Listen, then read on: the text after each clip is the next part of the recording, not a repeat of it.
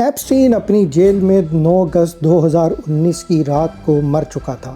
گلے پر زخم کے نشان تھے جیسا پھانسی کے وقت اکثر بن جاتا ہے۔ مگر کیا یہ ایپسٹین ہی تھا؟ کیا ایپسٹین اب بھی زندہ ہے؟ کیا ایپسٹین نے خودکشی کی تھی؟ آئیے دیکھتے ہیں سنو جانو کی اس ویڈیو میں۔ جیفری ایپسٹین کی موت کی رات مانیٹرنگ کیمرے کا جائزہ لینے والے انویسٹیگیٹرز نے ایک مالٹائی رنگ کے کپڑے پہنے انسان کو دیکھا جو ایک سیڑھی سے الگ تھلگ جیل سیل کی جانب بڑھ رہا تھا، مطلب ایپسٹین کے قید خانے کی طرف، جہاں اس کا سیل تقریباً 10 فٹ پر واقع تھا۔ یہ بات ہے 9 اگست 2019 کی رات کی۔ میٹروپولیٹن کی جیل یعنی کریکشنل سینٹر کی ویڈیو کے مانیٹرنگ لاگ میں یہ ایسی بات تھی جس کی اطلاع جیل حکام نے پہلے کبھی بھی نہیں دی تھی۔ مطلب یہ منظر نان رپورٹڈ تھا۔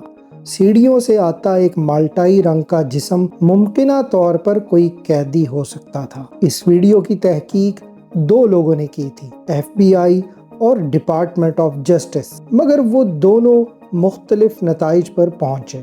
FBI کے مطابق یہ مالٹائی رنگ کا شخص جس نے مالٹائی رنگ کا قیدی لباس پہنا ہوا تھا ایک قیدی کی ہے، لیکن FBI اس ویڈیو کی تحقیق میں کیا کہتا ہے؟ FBI کے مطابق وہ شخص یعنی وہ قیدی ڈیسک ایریا سے ہوتے ہوئے سیڑھیوں کی جانب آیا یا پھر لانڈری کی جانب اور پھر کیمرے کی آنکھ سے اوجھل ہو گیا۔ وہ شخص ان سیڑھیوں سے حرکت کرتا ہوا یا لانڈری سے ایگزٹ لیتا ہوا ایم ٹیئر کی جانب چلا گیا، جو کہ ایک دوسرا ایریا تھا جس کا نام ایم ٹیئر تھا۔ کئی بار وہ شخص کیمرے کی آنکھ سے اوجھل ہوا پھر واپس اسی سیڑھی پر آیا تھا جہاں سے وہ انٹر ہوا تھا۔ یہ ممکنہ طور پر کوئی قیدی ہو سکتا تھا، مگر یہاں ایک عجیب بات ہوئی۔ محکمہ انصاف کے مطابق یہ مالٹائی رنگ کے کپڑے پہننے والا اور چھوٹی سیڑھیوں کی جانب جانے والا شخص کوئی قیدی نہیں تھا، کیونکہ تمام قیدی اس وقت اپنے اپنے کمپاؤنڈز میں مطلب اپنے اپنے قید خانوں میں موجود تھے۔ پھر یہ شخص کون؟ محکمہ انصاف کہتا ہے شاید یہ شخص کوئی اور ہو جو قیدیوں کے کپڑے اٹھا کر گیا ہو۔ انسپیکٹر کی رپورٹ میں کہا گیا تھا تقریباً 10:39 پر ایک نامعلوم شخص ان چھوٹی سیڑھیوں سے نمودار ہوا اور پھر صرف 2 منٹ کے بعد کیمرے کی آنکھ میں دوبارہ نمودار ہوا۔ ایک آفیسر جب صبح 6:30 بجے ایپسٹین کا ناشتہ لے کر آیا تو ایپسٹین کو مرے ہوئے پایا۔ سرکاری رپورٹس کے مطابق ایپسٹین کی موت صبح 6:30 بجے سے کچھ دیر قبل خودکشی سے ہوئی تھی، جس کے نشان گلے پر موجود تھے، لیکن موت کا ایگزیکٹ ٹائم کسی رپورٹ میں موجود نہیں تھا۔ اگر یہ مالٹائی شخص جس نے مالٹے رنگ کے کپڑے پہنے ہوئے تھے ویڈیو میں صبح کے وقت دکھائی دیتا، یعنی موت کے وقت سے بالکل کچھ پہلے، تو کچھ مشکوک شخص کہا جا سکتا، مگر معمہ پھر بھی حل نہیں ہوتا۔ کیا وہ شخص ایپسٹین کو کچھ دینے آیا تھا؟ اس رات صرف وہی کیمرہ تھا جو ایپسٹین کے قید خانے کی جانب دیکھ رہا تھا، مگر قید خانے کی جانب جاتے ہوئے کچھ دھندلا ہو جاتا، یعنی اس کیمرے کی ایک واضح تصویر لینے کی صلاحیت یا کیپیسٹی ختم ہو جاتی تھی اور کوئی دوسرا کیمرہ بھی موجود نہیں تھا۔ تحقیق کرنے والوں نے صرف اس ویڈیو پر ہی انحصار کیا تھا، مگر ایک بات واضح تھی، ویڈیو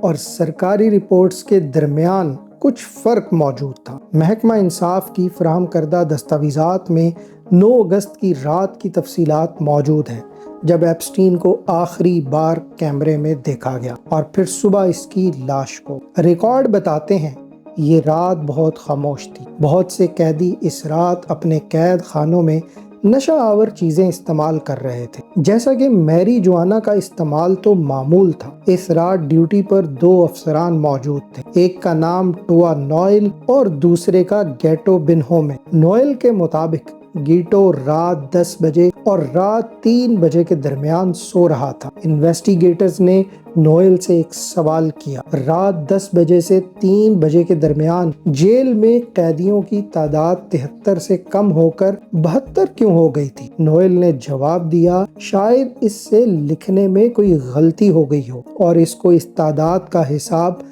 بالکل بھی یاد نہیں ہے۔ گیٹو نے ایک بات مزید بتائی جس نے معاملے کو کافی حد تک مزید مشکوک بنا دیا تھا۔ اس نے کہا اگر کوئی جیل کا ملازم اس دوران یا رات کے وقت ایپسٹین کے قید خانے کی جانب جا رہا تھا تو یہ جیل پالیسی کی خلاف ورزی تھی، مگر ایک بہت بڑی غلطی یہ تھی کہ کیمرے کی صلاحیت اس کی شکل کو ریکارڈ کرنے سے قاصر تھی۔ کیمرے کی کوالٹی خراب تھی۔ ایک دستاویز میں نوئل کو ایپسٹین کے قید خانے کی جانب کچھ کپڑے لے جاتے بیان کیا گیا، مگر نوئل نے ایک انکشاف کیا جس سے شک مزید بڑھ گیا۔ اس نے بتایا کہ کپڑے یا تولیے تقسیم کرنا میری ڈیوٹی میں شامل ہی نہیں تھا۔ بوہیمن کی شفٹ رات کو ختم ہو چکی اور اس کی جگہ ایک اور آفیسر تھامس ڈیوٹی پر تھا۔ نوئل اور تھامس کی ڈیوٹی ایک ساتھ تھی۔ ایک شک اور بھی پیدا ہو گیا تھا جب نوئل اور تھامس نے بتایا کہ اس رات 3 بجے اور صبح 6 بجے کے قیدیوں کی گنتی اور ایپسٹین کا معمول کا میڈیکل چیک اپ کرنا وہ بھول چکے تھے۔ تھامس نے یہ بھی بتایا کہ اس نے ایپسٹین کو اس صبح مردہ حالت میں پایا اور اسے ایک لٹکی ہوئی حالت سے نیچے اتارا۔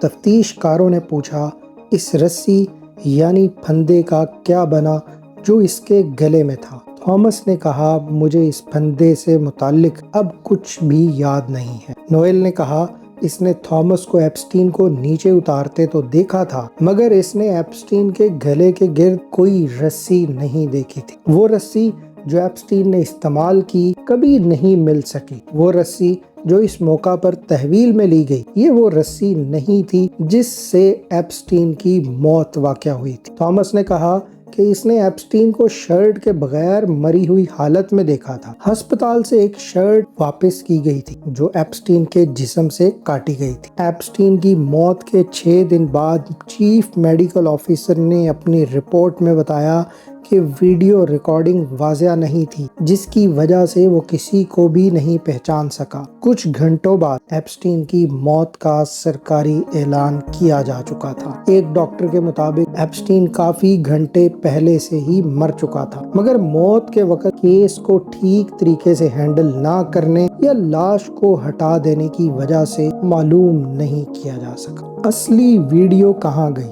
لیکن کیا ایپسٹین مارا گیا تھا یا یہ خودکشی تھی، یا کیا ایپسٹین ابھی زندہ تھا؟ ایپسٹین کی موت کے بعد اس کے ایک ہم شکل کو ایک جگہ دیکھا گیا، مگر اس شخص کے چہرے پر داڑھی تھی اور بال بڑے ہوئے۔ کیا یہ ایپسٹین تھا؟ یہ سب دیکھنے کے لیے ہمارے ساتھ رہیے سنو جانو کی اگلی سیریز میں۔